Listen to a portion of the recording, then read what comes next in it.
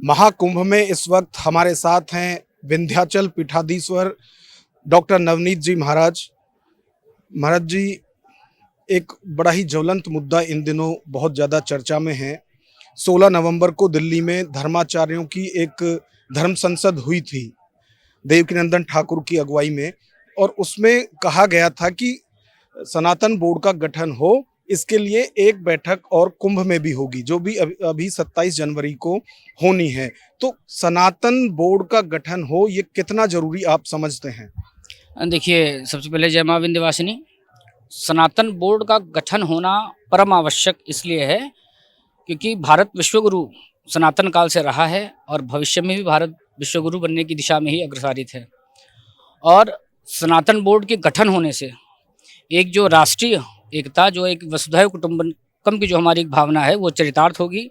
और सनातन बोर्ड के गठन से हमें सनातन धर्म के क्षेत्र में कार्य करने में बहुत लाभ मिलेगा, बहुत सहयोग मिलेगा। हम जो बिखरे पड़े हैं, हम एकजुटता की ओर बढ़ेंगे।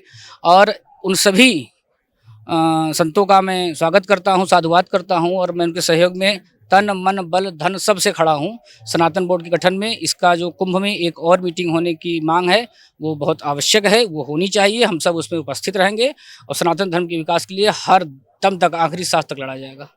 अच्छा, क्या, क्योंकि अभी लोगों में एक संशय भी है कि सनातन बोर्ड जब बनेगी तो उसमें प्रारूप क्या होगा, क्या क्या उसके अधिकार होंगे और क्या इससे आगे फायदा होने वाला है।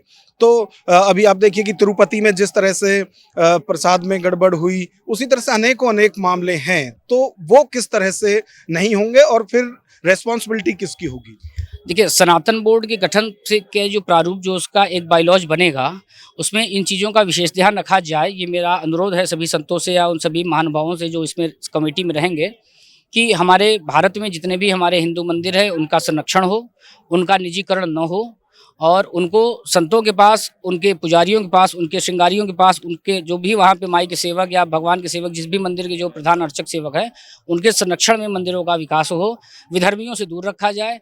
और जो घटना अभी श्री बालाजी में हुई, तिरुपति में, उसकी मैं घोर निंदा करता हूँ, और ऐसा भविष्य में ना हो, इसके लिए भी उस बायलॉज में एक ऐसा प्रबल प्राविधान रखा जाए कि जो गठन वहाँ व्यवस्थापिका समिति हो, उसका उस पर एक कमेटी हो जो उसका नियंत्रण करे, जो उस पर निगरानी करे, जो उसका समय समय पर निरीक्षण करती रहे कि सारी चीज़ें ठीक चल रही हैं कि नहीं हमारे धर्म के हिसाब से। और हमारा धर्म इसी से संप्रभु होगा, संप्रभुता की ओर बढ़ेगा। जो 27 जनवरी को अभी धर्म संसद होनी है देवकीनंदन ठाकुर जी के यहाँ पर, आप उसमें पहुँच रहे हैं और कितना समर्थन आप? देखिए, 27 जनवरी को हमारे निम्बार्क पीठाधीश्वर श्री देवकीनंदन ठाकुर जी महाराज ने जो आह्वान किया है, उसमें हम पूरे दल बल के साथ पहुंचेंगे। और हमारा जूना अखाड़ा और किन्नर अखाड़ा वहां उपस्थित रहेगा, और इसका प्रबल सहयोग हम करेंगे, और हर ढंग से हम उनके साथ खड़े हैं। तो मान के चलें कि इस बार कुंभ से खाली हाथ सनातनी नहीं जाएंगे? बिल्कुल नहीं, ये दिव्य कुंभ, भव्य कुंभ, सनातन कुंभ है, और इस बार हम लोग अपने इस गरिमा को लेके ही यहाँ से लौटेंगे। धन्यवाद महाराज जी।